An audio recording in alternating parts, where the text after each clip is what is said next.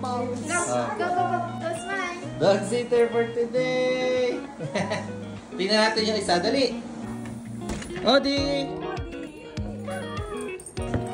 Laki ng bola laruan. Dog sitter tayo for today. Ha? Bakit? Laki ah. O, pahinga na. Dito na. Whoop. Oh. Galing ah. Oh, nagkasama na mga mag-best friend. Best friend mo siya? Pato? Sa cellphone daw sila.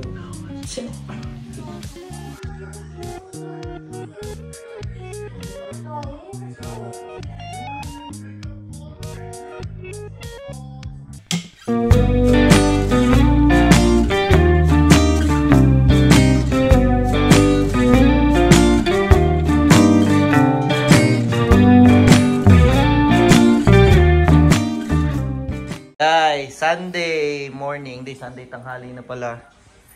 Dumaan dito sa Ate Venus kasi inihabili ng dalawang babies na to. Ito si Otto at ito si Odi. Odi, hi, say hi sa camera, dali. Hi. Hi. Ito si Odi. Oh. Ang breed ni Odi ay isang Havanese Maltese. Ang tawag daw sa kanya is Havanese Maltese. Ito naman si Otto ay isang... ano nga si Otto? Bichon Cocker Spaniel. Tama ba yung pronounce ko? Cocker Spaniel daw eh. Bichon Cocker Spaniel. Yun daw ang breed niya. Ano bichon? Hindi ko alam eh. Bicho? Bicho. Ayan, malalaki bicho. Bicho. Hindi ko alam, yun ang breed niya. So, kaya nandito tong dalawang to. Kasi may pupuntahan yung mag-asawa. Kasama yung bisita. Pupunta sila sa magandang hotel na hindi pwede, unfortunately, hindi pwede ang doggies. Hindi pwede ang pets. Mag-i-stay sila doon ng ng one night. So, kawawa naman si Otto. Lungkot. Kasi hindi sila kasama. Yun nga pala yung isa sa mga challenges dito sa sa pag-aalaga ng pets o pagdadala ng mga pets natin dito sa Canada. Ako hindi ko na masasabi na ako ay hindi pet lover kasi nung bata naman kami sa Pilipinas nag-aalaga rin naman kami ng aso, ng pusa sa bahay, di ba? Kaya lang nung dumating ako dito sa Canada, nakita ko na ibang-iba yung yung paraan ng pag-care dito, pag-alaga sa mga hayop, no? Iba. Kasi sa Pilipinas, kahit naman nung nag-aalaga kami, iba naman ang doon eh. Parang more on katulong sa bahay, bantay, ganyan eh. Dito talagang para kang may baby. Yun ang yun ang interpretation ko, para kang laging may baby sa buhay. Kailangan lagi mong kasama. Ano mo, ganito yung style, oh. Tingnan mo naman. Ayan.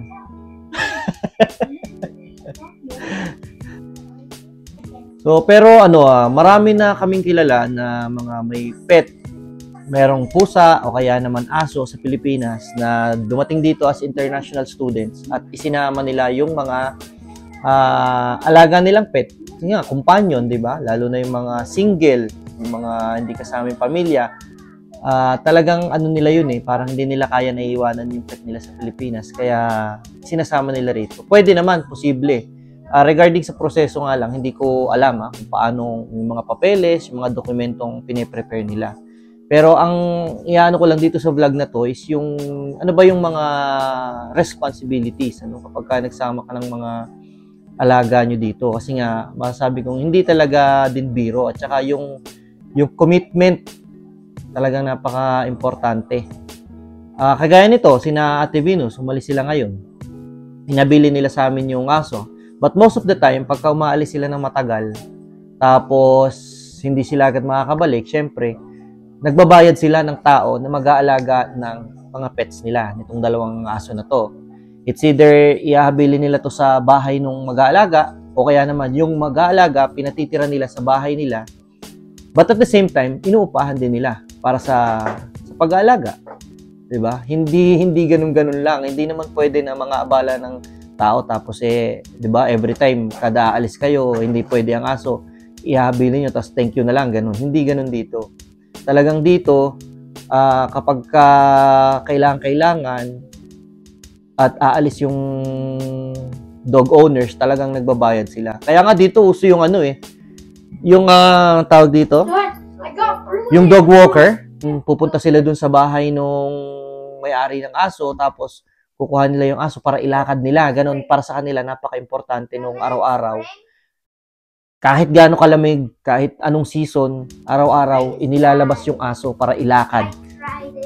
Ganon kahalaga sa kanila yung, na halimbawa, busy yung amo, hindi nila magagawa, iniuupa nila ng maglalakad na ibang tao, ng mga sanay din sa hayop. No? So, isa yun.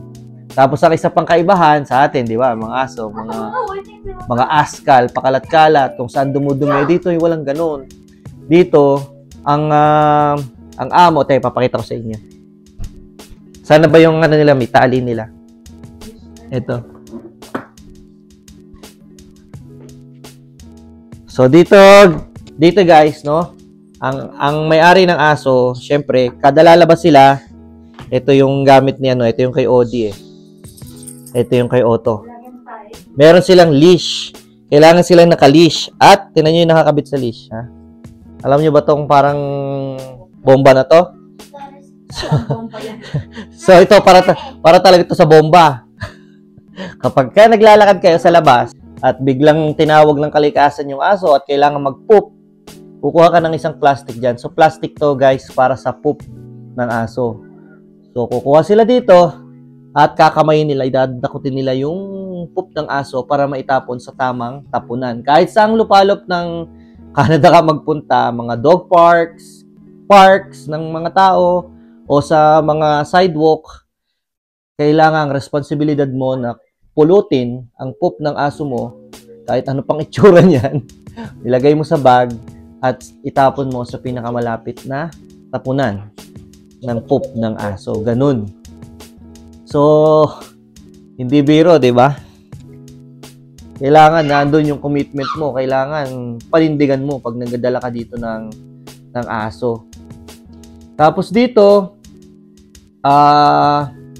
hindi mo talaga po pwedeng maiwan yung aso mo sa bahay kasi nang halimbawa nga alis ka ng matagal kasi sa oras na yan ay umingay at narinig yan ng kapitbahay mo at napansin nila na parang hindi ka dumating that night, halimbawa, no? Pwede ka na nila i-report kung di ako nagkakamali. At ganun din, kapag halimbawa, naisip mong isama siya, nasa sasakyan, then ipinart mo yung sasakyan, tapos nag-shopping ka, pwede ka rin i-report ng citizen kapag nakita nila na kinulong mo yung aso mo sa loob ng sasakyan dahil may possibility mamatay yung aso, masuffocate, or pwede rin naman ang gawin nila is basagin nila yung salamin mo, pero kahit gawin nila yun, ikaw pa rin ang may problema, ikaw pa rin ang may kasalanan kasi hindi talaga tama na iwanan mo yung aso doon. Ang masakit nito, hindi naman lahat ng lugar na pupuntahan mo ay pwede ang aso. Hindi naman lahat ng lugar ay pwede ang pets. Kaya yun ang problema. Yun ang challenge. Minsan, kaya ka hindi ka makakasama dahil meron ka mga pets na sa bahay. Kaya nga sinasabi ko, yung commitment. Yung commitment. Yun ang napaka-importante. Kaya para sa akin, kahit na mahilig din naman ako sa aso, sa mga pets, nag-alaga din naman kami niyan. Pero kung dito sa Canada, kung ako yung tatanungin personally, hindi ko talaga kaya. Hindi ko kaya yung ganung commitment. No? Hindi biro yung pag-aalaga ng pets dito. Para ka talagang laging may maliit na sanggol o baby na talagang mas kailangan, mas ano sila mas may kailangan pa nga sila ng attention kaysa dun sa mga bata na kung alam mo, medyo malaki na yung anak mo mas kailangan pa ng attention yung aso. Share mo yung katrabaho mo. Nagpaalam pa rin. Meron nga ako makakatawa istorya dyan na na doon sa trabaho namin, kinukwenta ng katrabaho ko, na meron silang katrabaho na nagpaalam sa HR na nakikiusap na ilipat ng shift. Kasi nga, Ang problema kasi ay walang mag-aalaga sa aso niya.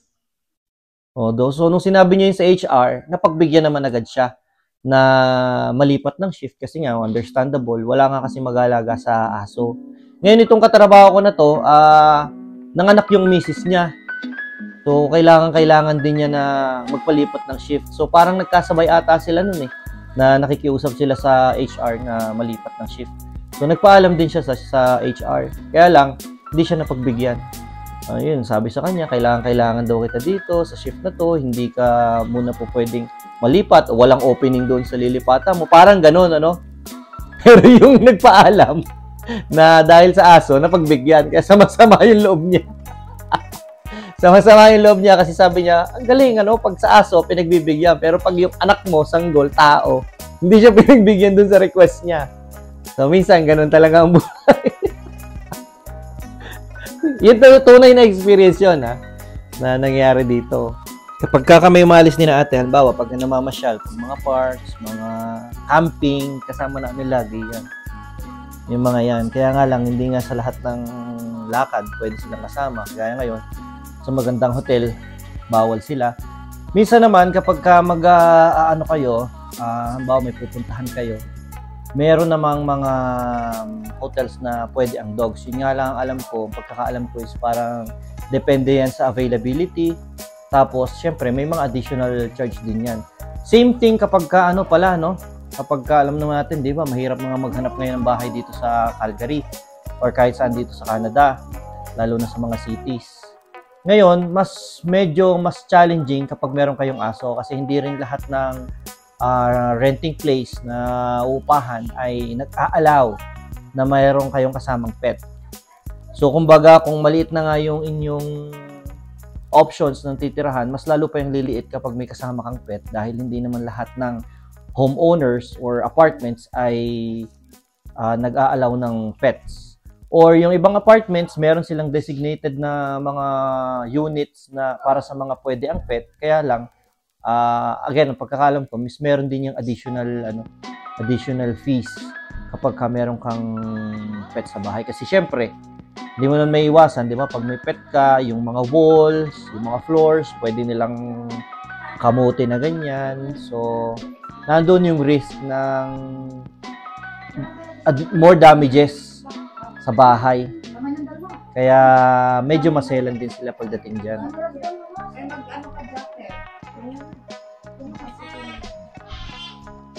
Nandito yung friend ni Jairon ngayon. Mag-jacket ka. Nandito yung friend ni Jairon. Lalaro sila sa likod. Lamig na. Siguro ngayon ay anong temperature? Mami, ano na temperature ngayon? 4. So, positive 4 na lang ngayon, no? At feels like 1. Kaya nakakatamad na lumabas, ano? Para masarap na lang mamaluktot sa bahay ngayon. Kasi sobrang lamig na. And then this week, parang as early as tomorrow, parang expected na meron ng snow. Simula na yan. Pero nakita ko nga dun sa story ko, last year, ganitong date, naglalangoy na sa snow yung dalawa, ang kapal na eh. Kaya medyo late na nga ngayon, kung tutuusin. Naibalik ko nga pala doon, ano, sa pag-alaga ng aso kapag nandito ka sa Canada. So, ang isa rin na hindi mo maiwasan, syempre, yung mga gastos, yung mga regular na visit sa mga vet, no? Hindi naman kailangan lagi updated ng mga ng mga gamot, mga turok. Yung emergencies pa, halimbawa, yung last time nung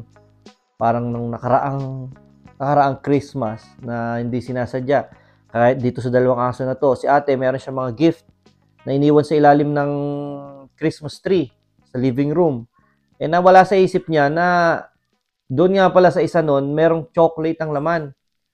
Nawala nga sa isip niya, naiwan niya doon yung aso, umalis sila, lumabas sila ng bahay, pagbalik nila, sabog-sabog na, tapos naamoy pala, nangat-ngat na ng aso yung chocolate. So, automatic yun. Siyempre, tinakbo nila sa ospital, muntik na talaga yung isa. Kasi yung isa, masyadong matakaw kumain eh. So, nakarami siya ng nakain. Kaya muntik na talaga yun. Ang laki na ng ginastos nila sa vet, no? Para gamutin yun. Alam naman na, di ba, pag mga dog lover, alam nyo naman na talagang si Chocolate, hindi talaga pwede sa ano, aso. Bawal na bawal. So, yun. Ano pa? So, siguro, ano pa ba? Yung talagang pasensya mo kapag ka may alaga kang aso, no? Talagang kailangan mahabang mahaba. Kasi talagang daig mo pa nga may alagang maliit na bata kapag ka meron kang aso. Tapos yung bahay mo, kasi syempre, gagawin mong, kailangan mo rin ayusin na gawing dog friendly. Nandyan yung itatago mo lahat ng mga chemicals, mga ano, kailangan maganda ang pagkaka-put away. Diba? Tapos yung mga bagay at saka pagkain ng delikado sa kanila. So, talagang kung ilalagay mo lahat yun into consideration, hindi biro, no? At hindi madali pag-aalaga ng aso dito. Kaya yun, kung kayo, papunta kayo dito sa Canada at iniisip nyo na isama nyo, basta siguraduhin nyo lang na na talagang kaya nyo mag-commit sa ganun, kaya nyo panindigan. Kasi pangalawang, dahil kaya magiging mahirap yan, dahil pagdating dito, wala naman tayo ibang aasahan, Hindi naman natin pwedeng ihabilin lagi sa iba unless babayaran mo nga yung tao, di ba? So, yun ang kailangan yung isipin pag pumunta kayo dito na may kasamang pet. Pero, syempre, para sa dun sa talaga mga pet lovers, so sobrang attached, so sobrang love na love yung mga pets nila, hindi naman matatawaran yung yung companionship, no? Kumbaga yun hindi mo babayaran ng salapi yung companionship o yung saya kapag meron kang kasamang pet, no? Yun nga lang, talagang kailangan, huwag mo kakalimutan yung magiging responsibilities mo pagka sinama mo sila dito. At yun lang guys, sana kahit paano meron kayong nakuhang konting idea sa mga na-share ko dito. Kung meron akong mali sa sa mga nasabi ko, sa mga mas nakakaalam na may mga kasamang pet dito, pwede kayong mag-comments para makatulong sa mga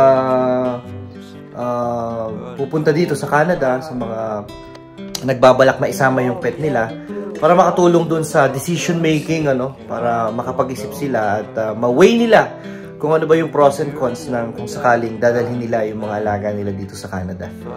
So, yun nga, again, napakasarap naman din talaga ng pakiramdam kung yung pet mo na napakatagal mong kasama sa Pilipinas, may sasama mo dito. Yun nga lang, talagang may kaakibat na malaking responsibilidad at commitment, kung gusto mo talaga na gawin yan. Pero possible na possible at kaya naman, nasa sa inyo talaga yan. So, you have to assess kung kaya nyo. So, yun lang sa vlog na ito. Maraming salamat sa panonood and see you guys on the next vlog. Bye!